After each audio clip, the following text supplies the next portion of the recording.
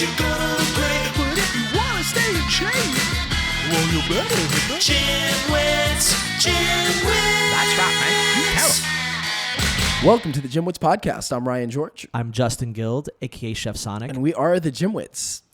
So, Ryan, I'm curious, when is the first time that you remember hearing people speak about like the universe and energy and sort of finding your path and going with the universe and using positive energy and all that sort of stuff? Was that high school? Like, when did you start hearing people talk like that? I know we were in New York, so I'm sure it's like when we started hearing things, it was never anything new. Maybe it went back even further. When can you remember hearing something like that? So I guess it comes from, so I don't know when I remember, maybe high school, but I think a lot of it comes from, yoga and spiritualism and meditation and a lot of that stuff, which does kind of, you get a lot of that in New York. I think that the universe sometimes is used as a placeholder for God. Whether you're religious or not, especially here, a lot of people try to be politically correct and they don't want to assume and inoffensive, and they don't want to assume that you're religious or not. So instead of saying, God will guide you, they'll say the universe will guide you or guided me. And so I think that maybe in some ways it's that type of language has probably been going on for as long as there's been religion. It's just that instead of using religion, we say, there's something bigger. There is the universe. The universe will guide you, as maybe not also only a way to be inoffensive, but just a euphemism for God. But I think a lot of the people that speak this way are saying this is not God. This is me. This is the path, and that I'm the one in control of my own destiny. While a lot of people would say that God had a hand in it. So are you saying that it's the same thing, or that they're just they're related somehow? I guess they're different types. So I think some people will, again, I know I get this a lot, where there are people who maybe aren't very religious, but they're spiritual, or they don't consider themselves spiritual, but they feel like there's something guiding them or controlling their lives, and so they'll often refer to the universe. And I think in that sense, it's used as a euphemism for God, or just as a placeholder, or just separate. Like they just feel like there's some direction. Maybe it's just like all the random stuff that's happened in the universe to this point just is leading to whatever direction you're going, in which case I guess then we don't have a choice of anything, but whatever the case. But then you have other people who, so this is the other aspect of the kind of spiritual thing, is being more, I guess it's mindset and awareness and being present and being introspective.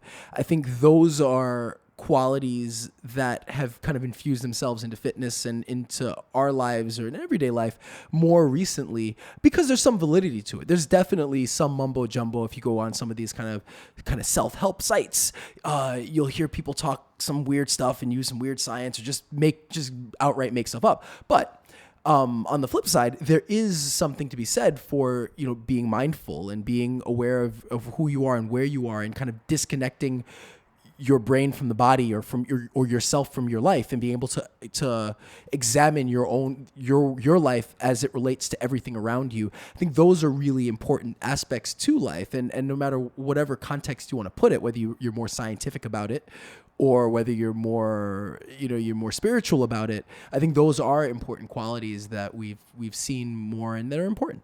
Well, and that's interesting that you even correlated it to fitness. That was sort of my next point, is that we remember fitness in the 90s, especially coming out of the 70s and 80s, which we don't really remember. But if we watch, something like Pumping Iron or the old bodybuilding events, the general consensus back then is that it was, this sort of like meat-headed thing. It was only for a very particular type of person. And even through the 90s, I guess it started making a little bit of a shift. Mm-hmm. Although I know in the 90s, I guess there's always been a lot of self-help, and we saw a lot of it in the 90s, and of course it progressed.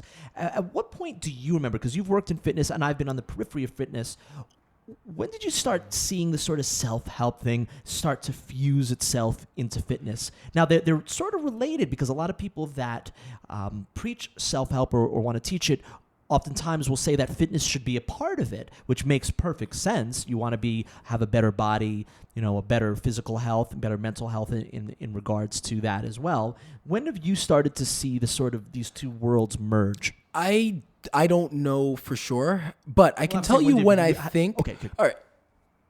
I honestly, I don't know. I know that I hear more and more people talk about it in that way, I think what it comes from is athletes that were doing doing hypnotherapy and working with mind coaches or psychologists. I think that when that became popular, I think that, a lot of times, now you see the athletes whatever athletes do, that gets filtered down to the general fitness. So if an athlete's doing it, cool enough we for them filter to do it down, and sometimes it works, sometimes it doesn't. So I think that if the athletes, right, the toughest people, the ones that are, if they're able to kind of revered, say, okay, my brain needs exercise in addition to my body, and they go in and they're doing the hypnotherapy and they're seeing mind coaches and they're working on they're doing visualization, they're working on their own kind of mental game, then everyone else is like, oh, well, if it works for Mike Tyson, then it'll work for me. So I don't know when Mike Tyson ever did that. I think he did. Yeah, he probably did. Yeah, no, sure. he did. I think so. If I'm not I don't know mistaken. if it was early in his career. No, I think he did early. Really? If I'm not mistaken, I feel like I read a story. If I'm wrong, I will mention it. And now it seems like every athlete is like they are. Lots. I mean, so many again, not mental every, training so is many of important. them are into it. Yeah, you see a lot that are again into visualization. So I think it's something that's infused itself. I can't tell you when I saw it really start to connect, but because I definitely remember growing up, we saw self-help as one thing, fitness is another. But now we're seeing that it all blend. You know what it is? It's that we've gotten to a point where health and wellness incorporates your mental health, physical health, your fitness, your medical health. There are all these things sort of that really make up who you are, and we're realizing that it's hard to disconnect any one piece. If you're, you can't. It's hard to focus on one without focusing on everything else. And often, if you only focus on one, it is to the detriment of everything else. So I just think that as we're starting to see that even something like fitness, the more you exercise, that helps your cognitive ability. Like things like that, where we're seeing like it's all connected. It's our body and everything we do with it, it's all connected. It all works together. I think that, so yeah, I can't tell you when I really saw it happen, but I think over time it's just kind of grown into that, and it'll grow further and continue to grow. And of course, I think it's grown because it's a commodity as well. What? Something like that, like self-help, spirituality can actually be sold, and people are making a profit off of it. Whether they are gurus, coaches, they're selling books, doing podcasts. It's become a commodity, and once anything becomes a commodity, then it really sort of attaches itself. Yeah, I know. Every 2 weeks, I got to tell you why we can't turn the GymWits into a mind body program. Sure, self-help. Sure. Well, well, anyway, enter segue to our upcoming interview, which we haven't had yet, but I'm going to assume that we're going to talk about these exact topics.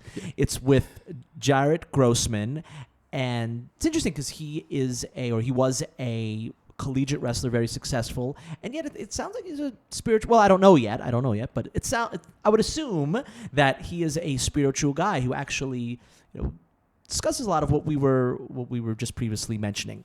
So, without further ado, here is our conversation with Jaret Grossman. That hasn't happened yet.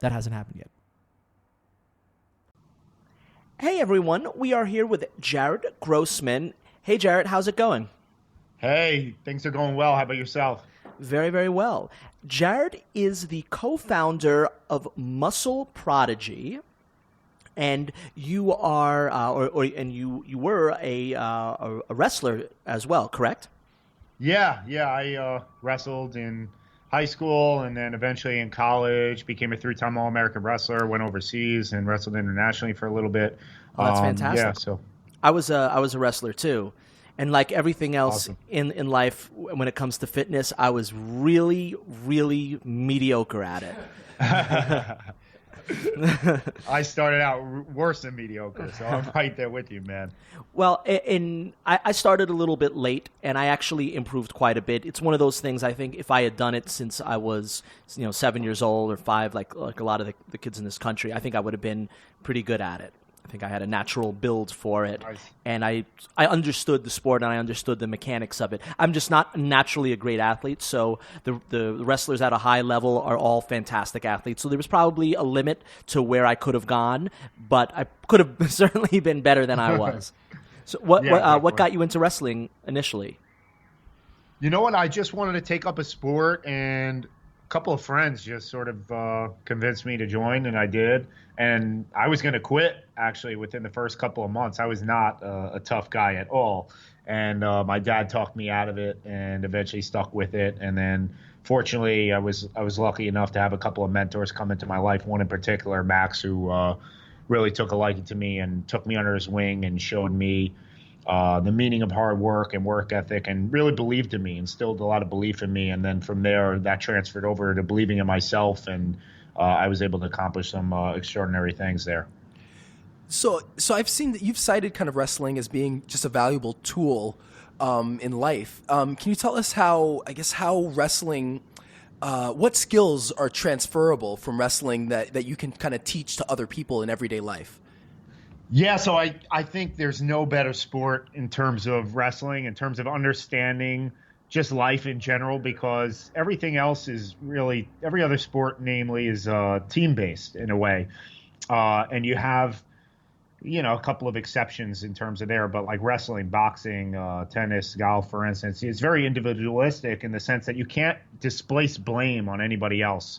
You are the driver of your ship, and you're the reason for your failures or success or whatnot. So you learn very quickly that you can't really displace the blame. You have to hold yourself 100% accountable. And most importantly, did you put in the work to breed the results that you want? And there's no better sport in terms of understanding work ethic and all the practices that you have to go through. I mean, I've done lots of other organized sports before and so forth, and it's brutal, man, in terms of the training and in terms of the actual competitions and the matches and so forth.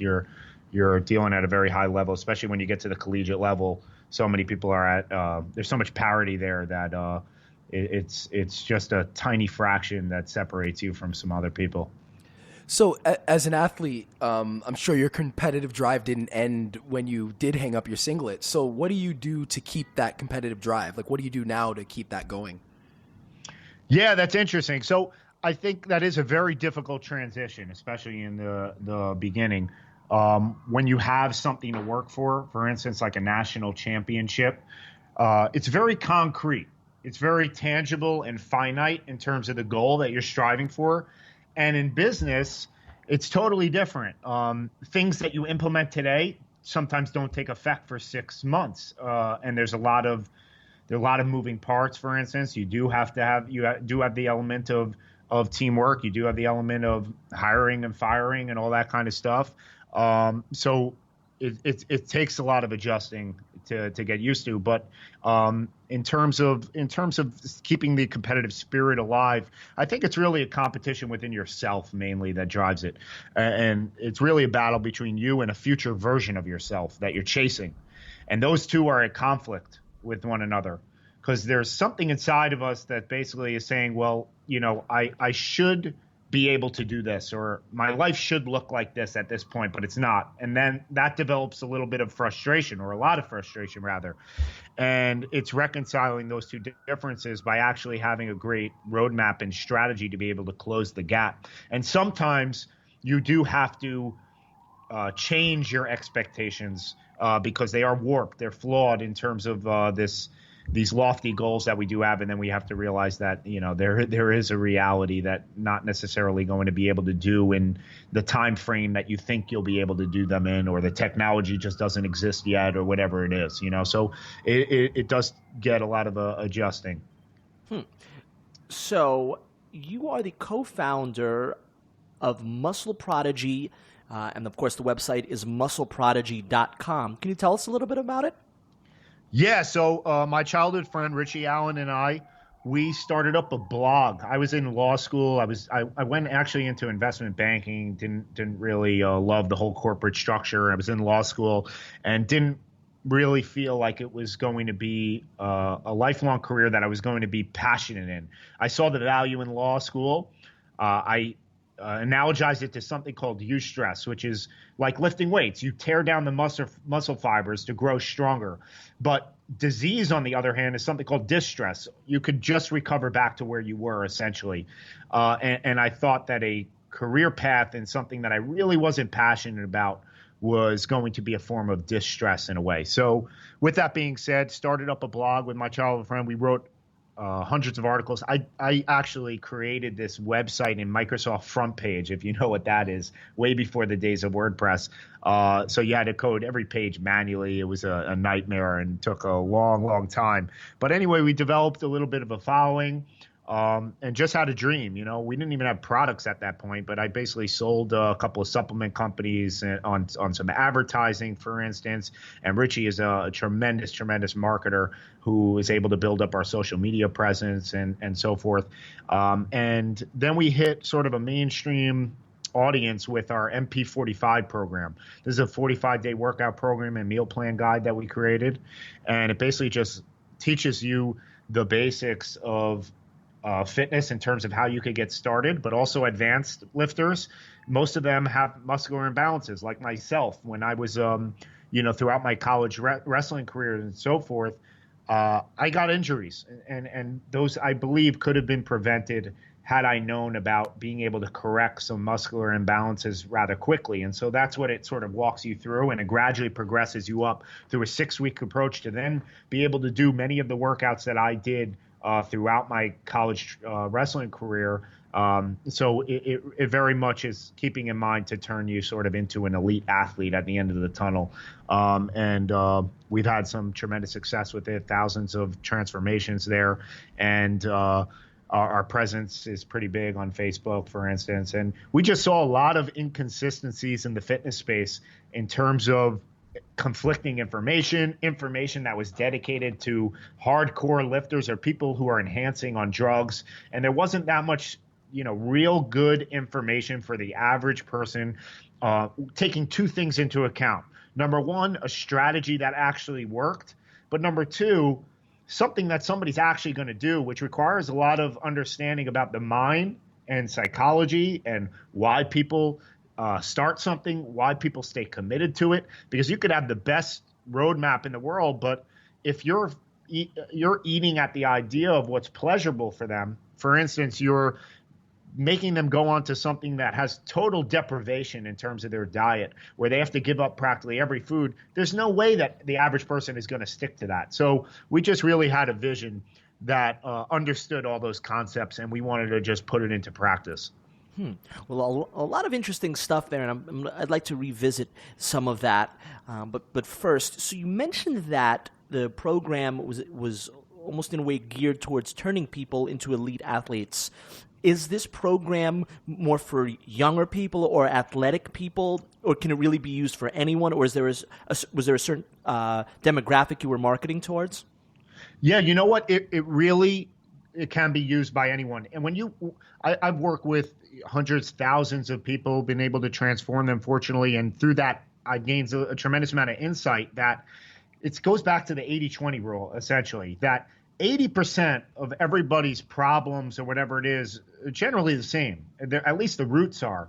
And 80% of the advice administered is pretty much the same. Now, the customization is usually in that 20%. So it was about creating a program that really tapped into that 80% of how everybody can sort of implement this right away, with some customizational features in there, at least the majority of what the problems or issues that most people face on a daily basis, how to account for those. So that's all in the program in terms of how to alter it based on your body weight, for instance, if you're a male or a female, your gender and so forth. If you do have injuries, a knee injury, and you can't run, what are the alternatives for that? So we've accounted for pretty much everything that you could even think of. So it is for everyone, and it is a 6.5 week program.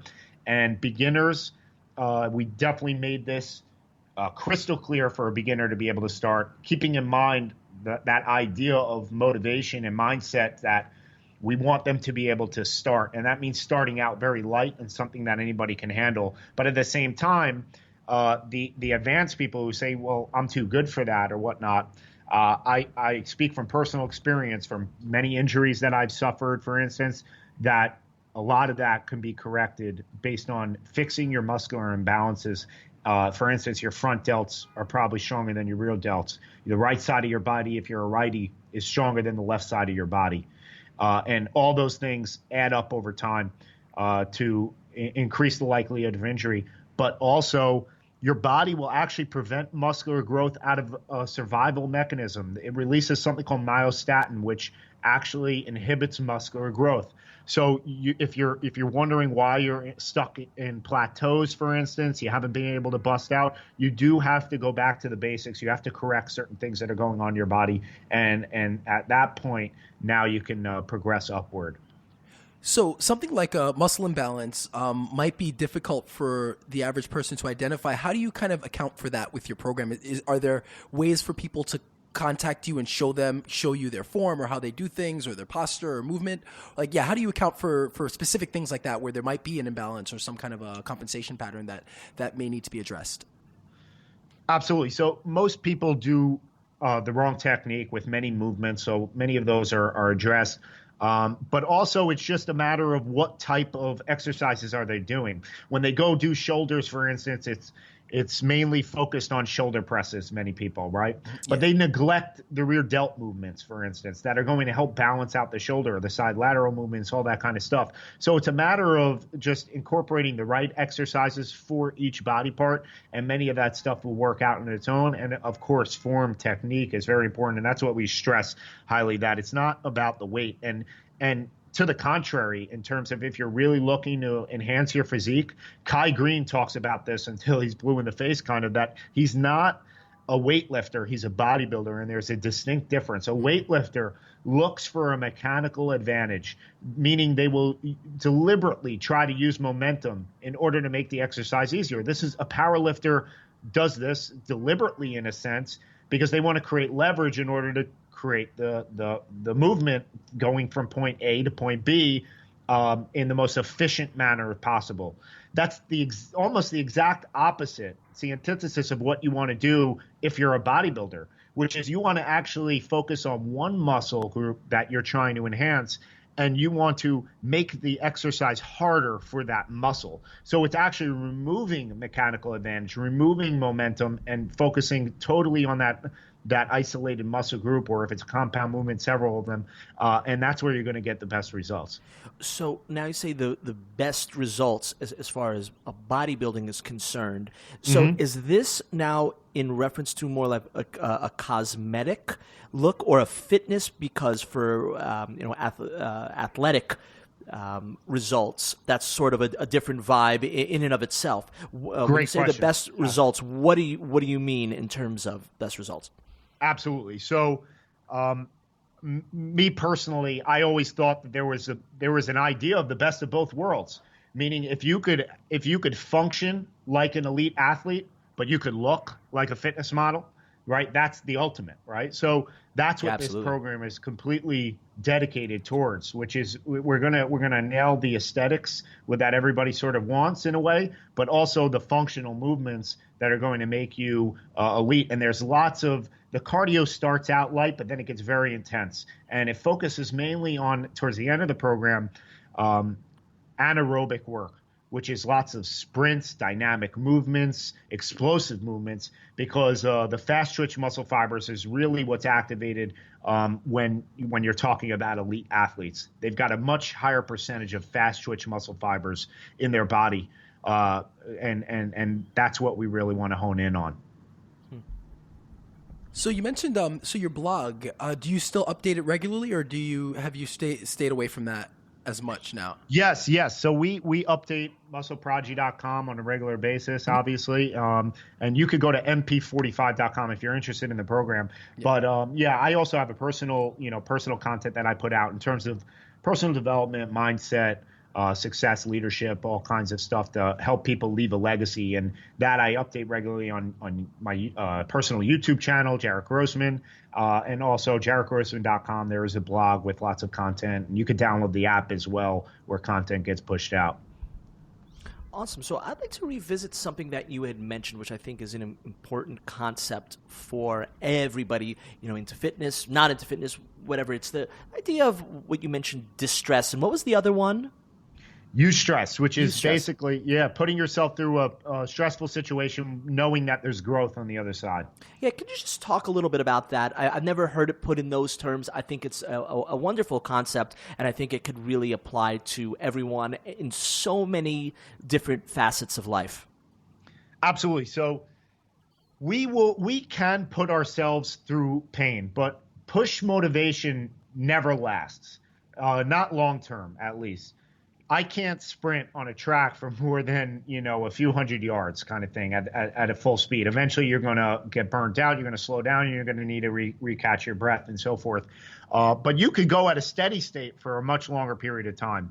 So when you get pulled by something, it's almost effortless. Arnold Schwarzenegger said the greatest gift that he had was the art of visualization in a way. And he would actually visually see himself in the movies and in politics way before it actually happened. So he tapped into this, and many people, a lot of people report that sort of, those sort of tactics, like seeing themselves, visualizing something happening before it happens.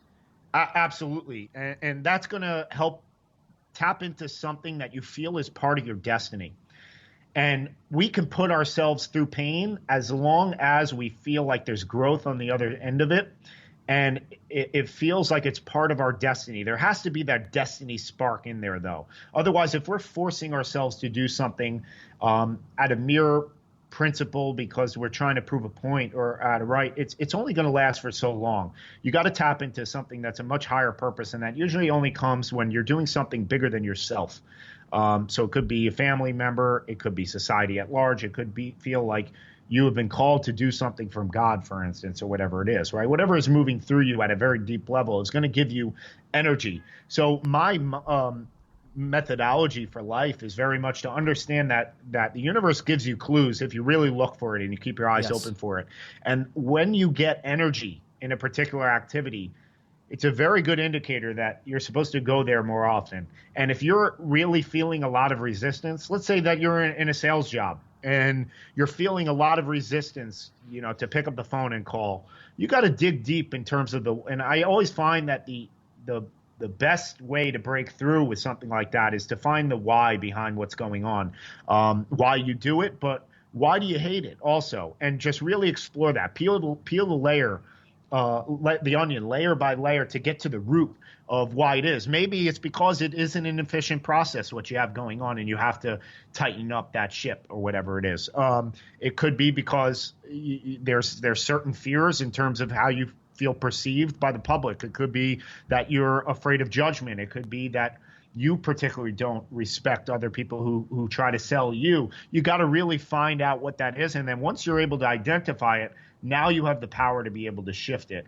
And so I'm very much in following that principle that the universe wants good for you and wants to do good for you in a way. And it'll lead you in the right direction where you're supposed to go. But listen to your intuition and instinct. So kind of makes me think about this a few idioms. One is sort of like a wrestler's credo that we heard from the beginning, which is pain is just weakness leaving the body. And then, of course, the classic weightlifter slogan, no pain, no gain. And we've sort of looked at those and said, well, there's some truth in it, but there's also some fallacy in there, and there's risk in there as well. Do you believe in those statements? Or do you think there's some validity, or do you think sort of maybe, would you agree kind of like with where we stand, where there's some validity, but you have to really take it and really look at it from both angles? Absolutely. I think you guys are spot on. There's a happy medium in essence of those idioms and so forth. And again, we could put ourselves through pain, but definitely not long term, and definitely not where you want to actually put yourself in a compromising position where you're going to be detrimentally hurt by it for the long term. I'm all about calculated risks. Just really analyze. That's what your brain's for, to analyze and assess the risk. And some fear is very good for you in terms of it is a warning light that's telling you don't proceed.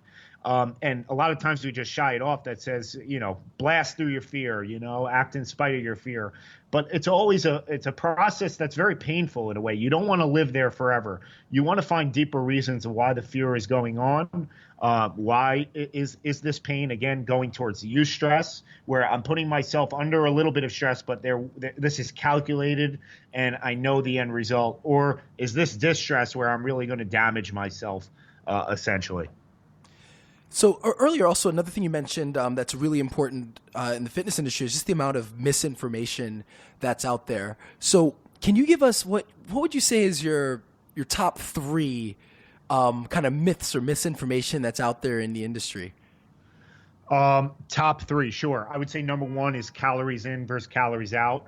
The biggest hidden picture is the anabolic hormonal environment that you're trying to tap into. If I were to tell you to eat 3,000 calories of chips and all kinds of candy and cookies, I don't think our bodies are going to react the exact same way. Than if we eat 3,000. I don't know about you, but my body would, that's exactly what it's asking me for. Yeah. So if we feed it grilled chicken and sweet potatoes and oatmeal, same amount of calories, our body's going to have a different response. There's muscle mass at play. The more muscle you have, the more fat you're going to burn just to sustain it, the more energy required and so forth. So protein, macronutrients is very important. And also hormones are at play and are very sensitive. Our body is built for survival.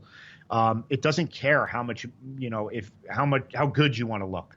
In essence, it cares about functionality and so forth. So you have to actually trick your body when you're going on diets to feel like it's coming out of the diet. There's thyroid hormones that are at play, for instance, that you really need to account for. And so the calories in, calories out is not telling the whole picture.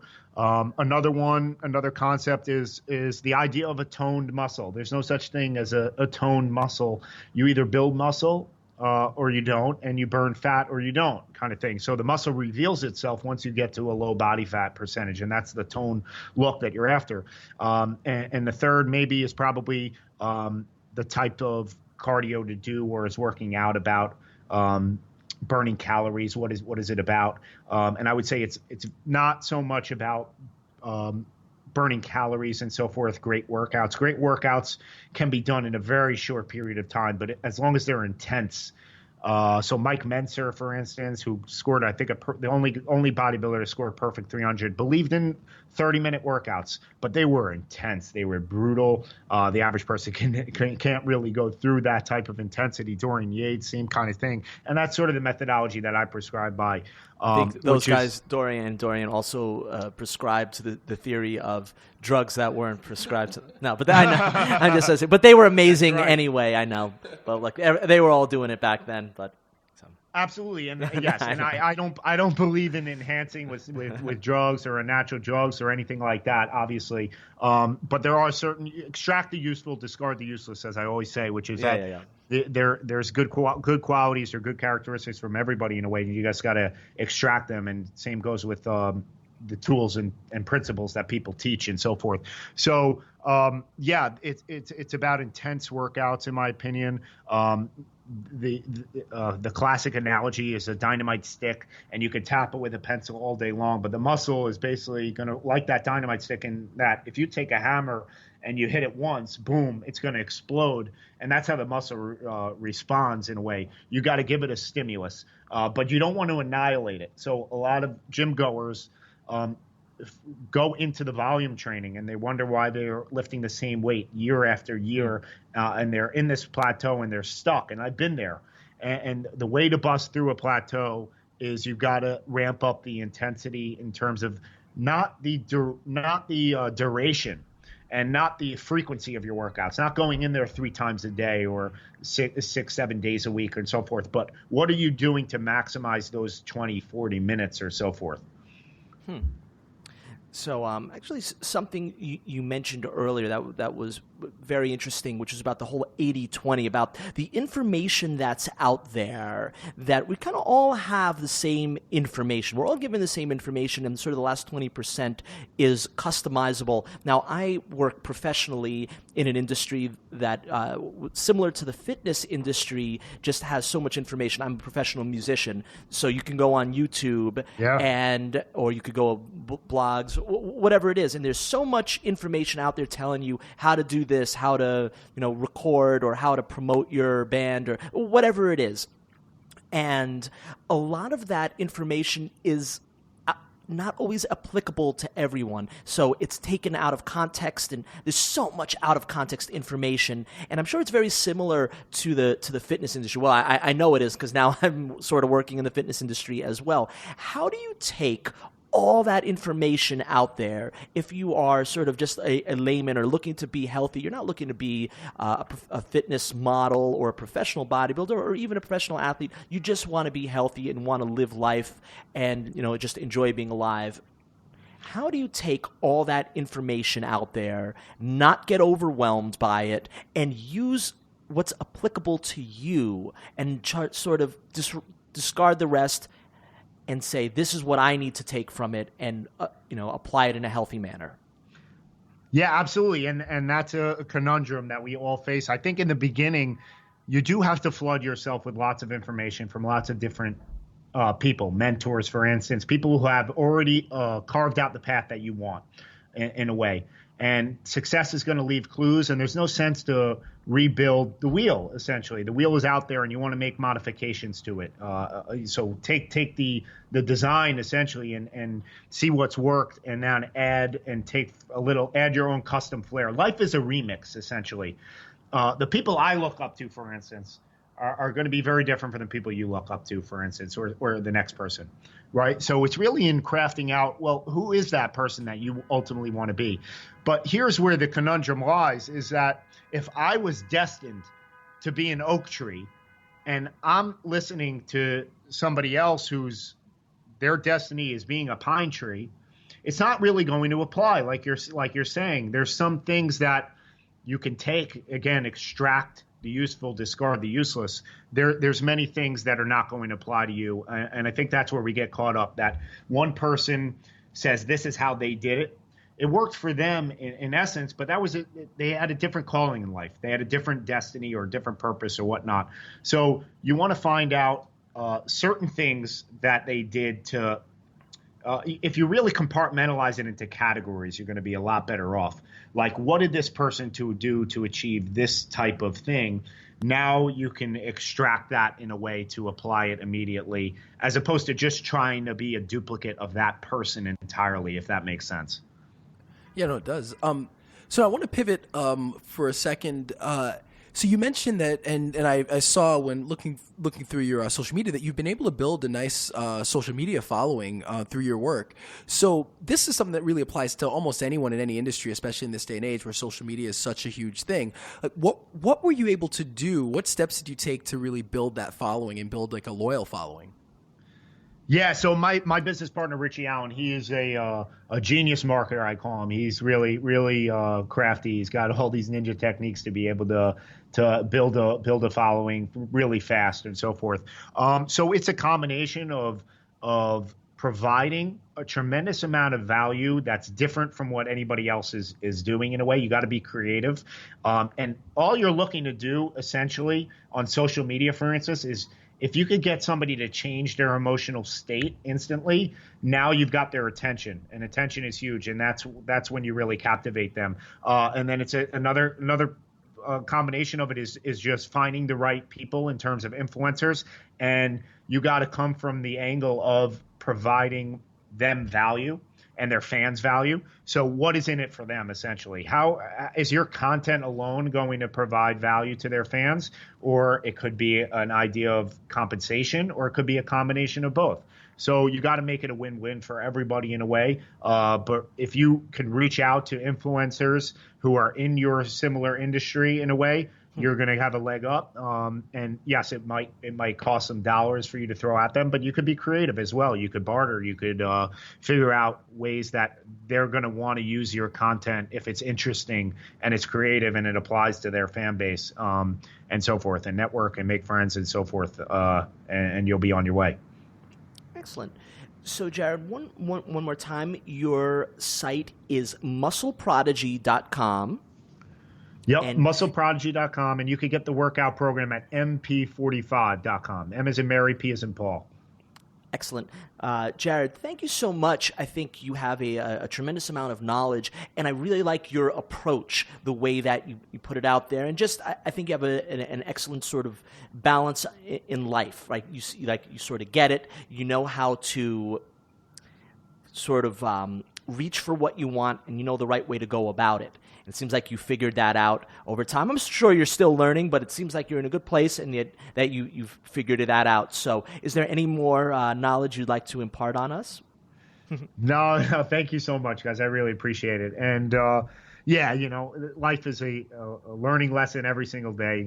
Even when you think you have it figured out, life will throw another curveball at you the very next day. To teach you a lesson, keep your ego in check, sure all does. that stuff. Always does. So it's you got to just remain humble. Just know there's something bigger out there than you in a way, and just keep striving to the highest form of yourself. There's a highest form of yourself, and just like in fitness.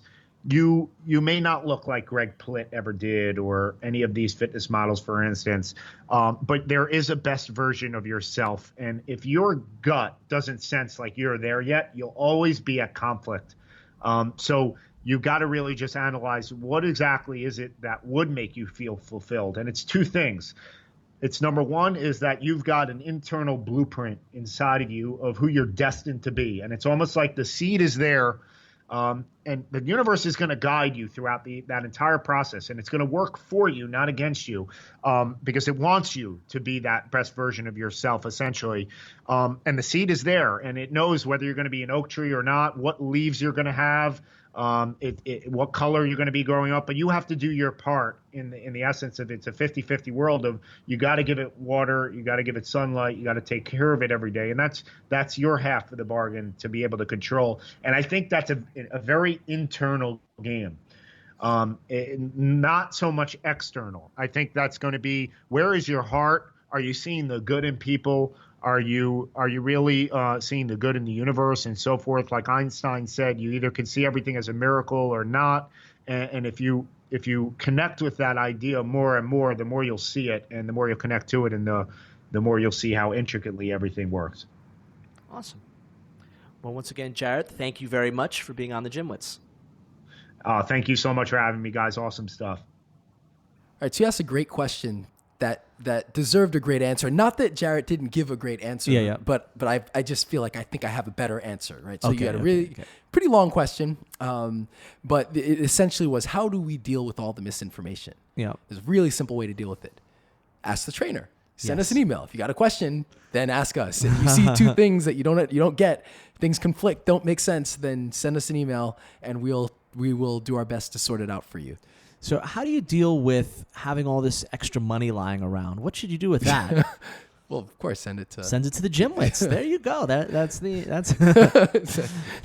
yeah. For a certain That's the amount, answer. you can even be on our logo. Yeah. Definitely. For a certain amount, we'll make you your own logo. Yeah, it's not much. Yeah. Ryan will do the work, and I'll take the money. It's just, I think that's a good steady plan. I guess so. I don't think they'd be happy with whatever work I do. I'm not a good artist. No, you're not selling yourself very well. No. I think you need someone to help market your ideas. Yeah. Okay. You want to do that? No. Okay. Sorry. All right. Well, anyway, as I said, if you have questions, ask the trainer. All of our other stuff is at thegymwits.com. So that we can find our social media and all that good stuff. Shoot us emails, rate us, review us, please. We love to hear the feedback. You guys are giving us such definitely great like stuff. feedback, We love to hear that you've been listening and that we've been helpful. And we love the questions. We love the comments. So, yeah, keep it up. Cool. All right. Well, I guess that's it. I'm Ryan George. I'm Justin Guild, a.k.a. Chef Sonic. And we are the GymWits.